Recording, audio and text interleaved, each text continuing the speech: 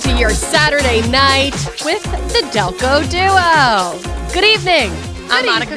Hi, Monica. Hi. I'm Jenna Meisner. Thanks so much for spending some of your weekend with us. Hope it's been a good one. Weekend before Memorial Day. So this one's not the big one, but next weekend, I think a lot of people will be out and about all different places. Yeah, I know. I cannot believe we're getting closer and closer to the unofficial, but I consider it the official start of summer. I think as soon as you graduate, it's summertime. Like colleges, high schools. I think the June, 21st, 22nd, that's the official, June 21st is the official day of summer, I believe. Oh, the official first day of summer. Yes. And then, but graduation, like you said, a lot of them are like mid-May all the way to the first week of June. So it's party. Yes. Senior week. Oh, we could do 2 hours of a show on senior week, I think. Just the trials and tribulations of senior week. Where you go, who you're going with. How long you go for, because I know it's senior week. I went for senior summer. I lived down the shore for the whole summer, so it all varies. Yeah, I mean, we did senior summer, but it turned into senior week because we got kicked out of the house after the first week. So therefore, we couldn't enjoy the rest of senior summer after the first week. The landlord was like, get out. And that's a smart landlord. All right, let's take you to the debrief. As we were just talking about, graduation season is upon us. So a lot of the local Philadelphia colleges, they've graduated already. Right. Temple was a couple weeks ago. St. Joe's was this past week. We had Penn. The president was at Penn's graduation. Yes. So lots and then of like excitement. move out day, which is always so interesting when you talk about that with traffic. Yeah, it's just a fun little we're moving out. It's almost summer, people. I just find that so interesting because, going to Penn State, like middle of nowhere, move out didn't really impact anyone but the cows. But the cows, yes. The dairy farmers is going to be moving out at Penn State. The ag students. But for like something, a school like Temple or Penn. We got to close down like Broad Street. You got to close down major roads. So we thought it'd be fun to reminisce and take a look back on some of our graduation pictures. I almost couldn't find you there, but I did find you. Did you forget your blue? What's that thing? Oh, you have one on. Do I? It looks like you don't. I mean, like how that we hood. Have white stockings on. White stockings and white shoes. Oh my gosh, I was so distracted by the top half that I did not realize you were wearing stockings. Well, Aren't you sweating? Some of my friends are wearing white stockings because we're good Catholic girls. So hot. So this was high school. So this is happening in June because colleges are May, but high school a lot of the time is June. June, yes. So this is June, and these girls were in the shore house, like we were just talking about senior summer. This was my shore house, and so right after this. And if you can't find Monica, she's right in the center. Right, always.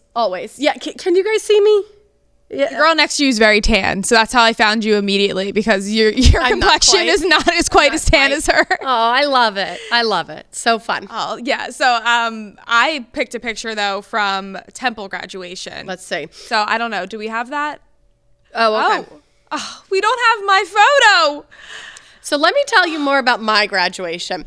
Well, I was actually telling you I didn't have my college graduation picture because one person took had the album. I was telling you this. And posted on Facebook. Posted it on Facebook, but then she goes off of Facebook.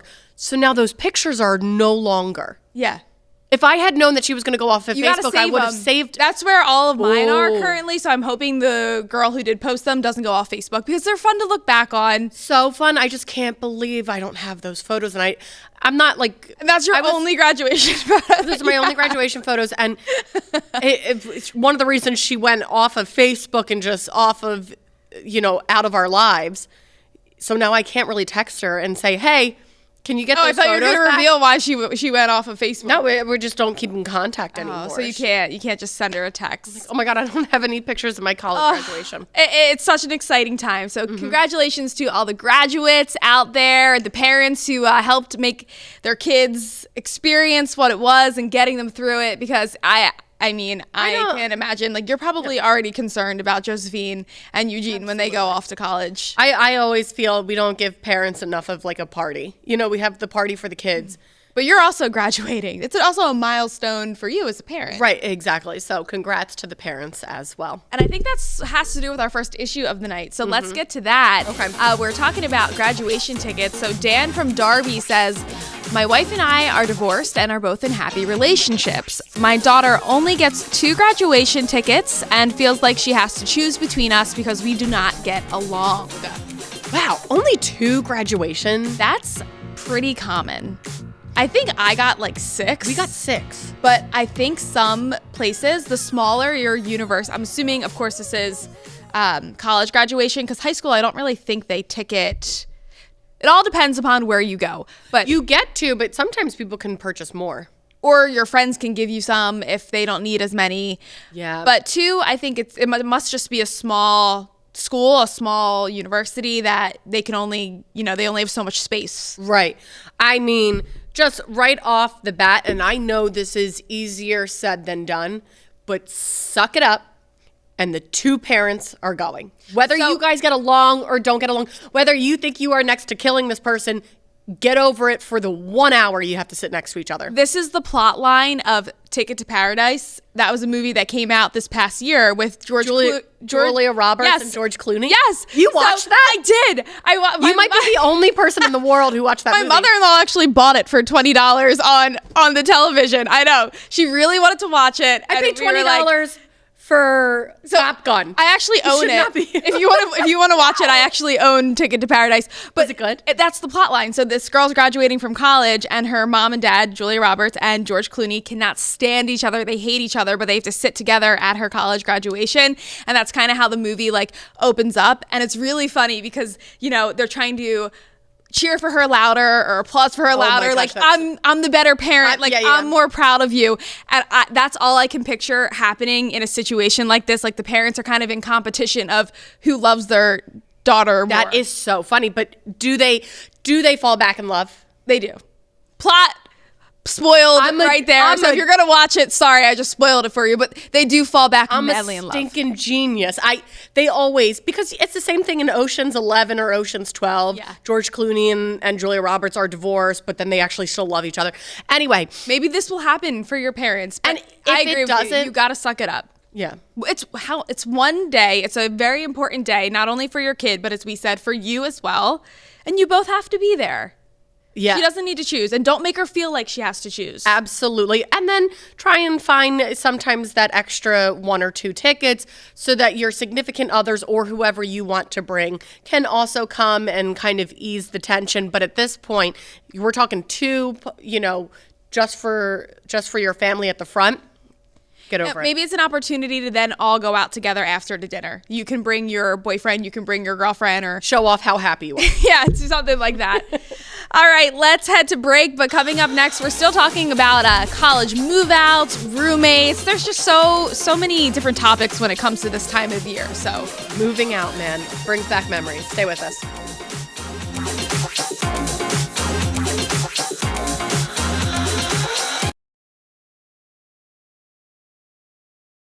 And welcome back to the Delco Duo, the show where are you we chewing gum? It's stuck up here. You can't even tell. Just noticed that as we were coming back. I chew in the commercials, and then I stick it up here. I was thinking I was hearing things. I'm like, are you chewing gum in the middle of our broadcast? Should I be really rude and blow a bubble? No, please do not. But you fooled me that whole entire first segment. So And now I'll push it back out here. okay, keep it. I might be the only good broadcaster hoarding. ever Yes. to have gum. Anyway, what Monica was saying, it's the show where we take your issues and we solve them. One of the issues is that I'm chewing gum Yes. while on air. Okay. And now the gum won't stick there. Stay. All right, let's get to our second issue of the night. Monica, this is Gina from Garnet Valley. What's wrong with her? Okay, she's saying when moving out of your college dorm, apartment, or house, but we'll just stick with college dorm in the theme of the season, how do you decide who takes items you or your roommates bought together? That's a good question. So let's think first of what are some items that you and your roommates probably would have bought together. I think it's different between college dorm and college apartments. College apartments, you're kind of just doing everything, right? You are, at times are furnishing the whole That's what I'm thing. thinking, like rugs. Right, you chairs. furnished your whole college apartment, which is so silly. So my sophomore year, I moved into sort of like a transitional dorm to off-campus apartment that was furnished. Okay. But then the following years, it was completely, we had to furnish it. So, Right. Yeah, you're definitely buying big items. And I Big think that's items. what Gina's wondering, like who gets the couch, who gets the rug. It's interesting that Gina says they bought together, because the way we did it with me and my college roommates is someone would get the TV, someone would bring the couch, someone would bring the dining kind of thing. And that's what you bought is what you took then in the end. Yeah, well, totally. That makes sense. But if you're buying it together, like if you both went in on a TV together, how do you split that? Well, I don't think it's really like, well, you pay me the other half because I'm taking this. I don't think that's fair either. No? Because, I mean, I'm trying to think. Something that we all bought together, I remember, was like patio furniture because it was really nice and you're You back guys at went school. fancy. So we You were had your like, own patio furniture. let's go buy like a table and some chairs. And now that I'm thinking of it, I have no idea what happened to that table or to those chairs. I think I just can't remember. especially like the wear and tear you put on it just in those short like 9 months that you're in class or in session. The things that you bought are so crappy, and then you put them through so much that just don't even worry about it. Really don't even worry about it. I kind of think, though, that you shouldn't even get into the situation in the first place. I think someone should just buy it who thinks maybe you got to think future. And I know that's really hard when you're talking about like a college dorm or a college apartment. Like you're not really thinking much beyond the now, but you really need to think, I'll buy this because I'm going to want it after I move out. Yeah, but then you get super, This is how protective of fights it. start. This is how friendships and roommating with people is, I just made roommates a verb.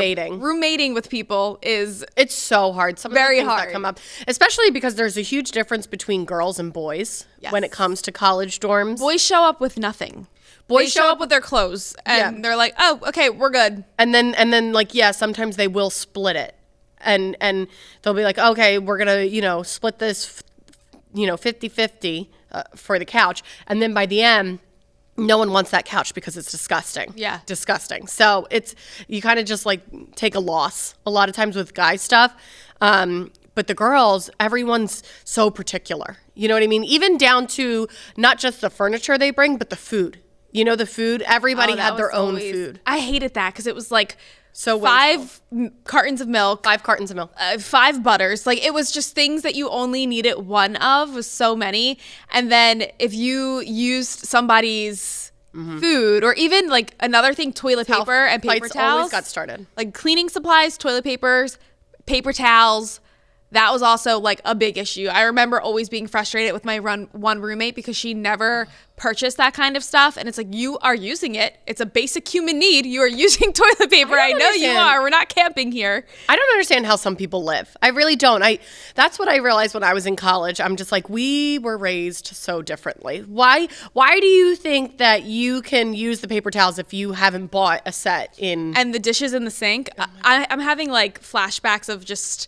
That's why when I was a junior and a senior at Temple, I only lived with one person because we both had decided after our freshman and sophomore year experiences of living with multiple girls that we just worked better, just the two of us. And it was 1,000,000 times better. Oh, I'm sure that's really nice. But then there's someone like me who went from, because I was in the dorms until junior year, because at Penn State, when you're in a sorority, you have to be in the dorms until junior year. So then senior year, we go from 2 of, it's 2 people in a room and we get along. We kind of split things. Like I'll bring the TV, you bring this. And then we went into a house with 10 girls. No. How big was that house? It had 2 separate areas. There was the basement, the first floor. Did you have a roommate in your room? No. So you had your own room. There was 10 rooms. Yes, because we turned gosh. closets. We turned closets into rooms. Fire marshals in Penn State. Hopefully you're not watching or listening right now. Oh, it was slumps. It was slumps, and it got crazy, and it was not fun. So don't worry too much because you're going to throw it out anyway. You're going to throw it out. The best advice I think is just big things like a TV. You bring that yourself. Don't split that because it's going to get messy. Someone brings the TV. Someone brings the couch. All right, coming up, we have an issue of our own to bring to the table. And has nothing to do with college, nothing to do with graduation. Nothing to do with graduation. I haven't graduated in a decade. Okay, so stay with us.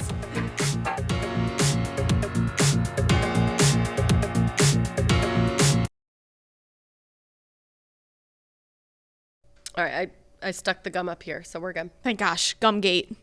It's watermelon flavored. It's so good. Is it the one that I gave you? No, I got it from Steve. Okay. Director Steve. That's a fun fact. Did you know that television directors chew a lot of gum because we stress them out so much that they're constantly in there like and then we're stressed out too, but we can't chew gum. So well, apparently we can when we're in the middle of a broadcast. So stressed right now. Okay, so yes, I actually am stressed because it's my turn to complain. What's Monica crying about? So I had just one of those mornings, and you cannot get out of your funk. It just started off horribly, and everything was going wrong. And everybody's had one of those days, the no good, very bad day. Do you remember that book? I do. Wasn't it? It was like a super long title. It was terrible, horrible, no good, no good, very bad day. And I just felt that way I haven't had one of those days in a while. You were due for one? I guess I was due for one. I guess you can't luck out all the time, but I was due for one, and man, it went. Can't just be as lucky as Monica all the time. Yeah, and I guess it started the night before I decide, okay, I'm going to go out. I went out on a Wednesday night. Never do that. It's miserable. And so I wake up Thursday morning, and I've got a headache. I had, I think, 2 glasses of wine, but Doesn't matter. It doesn't matter during the week. During the week and waking up at the hour that we wake up at to get into the studio, you could have a sip. Yes. And you're still going to wake up with a headache. Plus, on top of that, the day before had gotten something in my eye. It was a really bad piece of metal. So I had to. A whole other.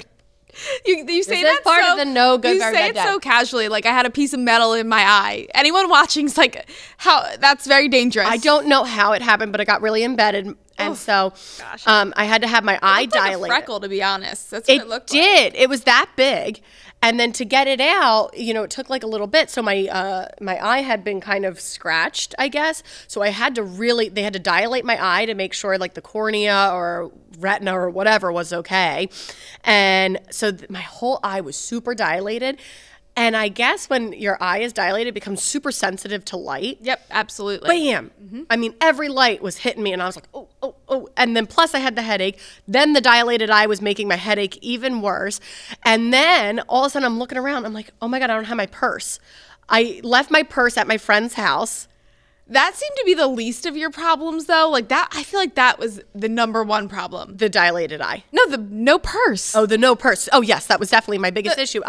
There's so many essential things that we need for work in the purse. Yes. Oh my gosh. Like my IFB cord, so I can hear people. I can hear the directors. My leg strap that I need. It had my hair stuff, like how I do my hair. That's why my hair looks so terrible. How do you get out of, like, when you are in a bad, horrible, no good, very bad day? How do you get out of it? Not good at that. That is definitely one of my weak points. If I'm starting off and having a bad day, I really struggle to then get out of that bad day. Like, when you start at 3 o'clock in the morning and everything's already going to HE double hockey sticks, really, then it's you just let it go. I just continue. I just let that be my mood for the day. Let go and let God, and you're just like, I'm just grumpy. I'm just grumpy. I can't get out of it. I really truly can't. I'll be honest, I got out of it. I came into work and I was fuming. I was so mad. I was in such a bad mood. Well, when I came in, you had just said, "Oh, I don't know where my purse is," and I was like, I was trying to downplay it. How'd you get here? How did you get here? The second I tell her something's off with my morning, she's like, "Oh my God, hot mess. What's happening?"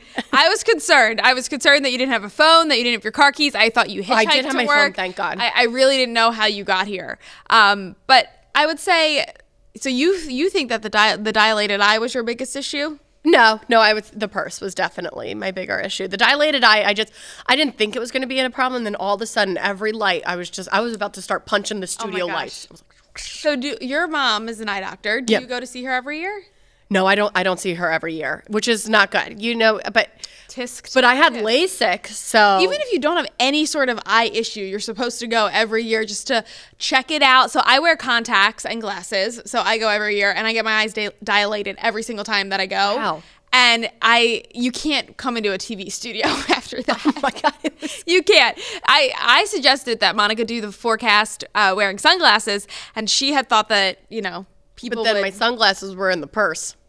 or people would think she's weird. And I'm like, we've crossed that. We really have. We are well over that bridge. But I felt like everybody in the studio was kind of being really nice to me and really helped me get out of my funk. So my suggestion is tell people you're having a terrible, no good. Don't keep it in. Don't keep it in. See, I normally will keep it in. Tell people.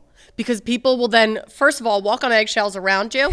And That's great advice. Make everyone around you walk on eggshells. I think people are more understanding. When I came out and I was just like, I am really off today and I'm in a bad mood, people were really helpful and got me out of my funk. And then I felt like I was a little bit more chipper. So just tell people. Okay, I guess that's good advice. I can learn from that. Okay, because I just let it ruin my day.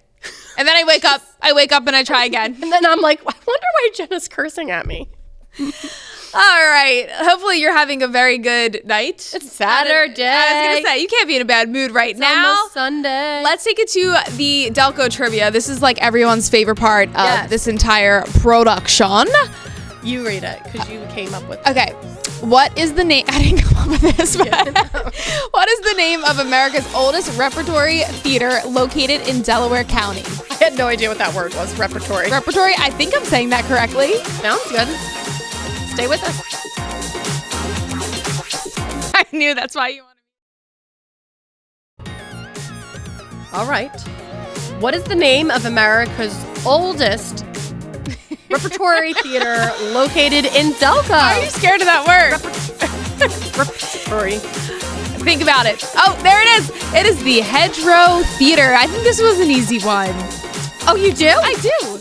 I think a lot of people in Delco know this. Look, that's a picture from the very early days. So the Hedgerow Theater actually this year is the 100th year of its inception. So 1923. That's amazing. 100 years. And they just had a big gala leading up.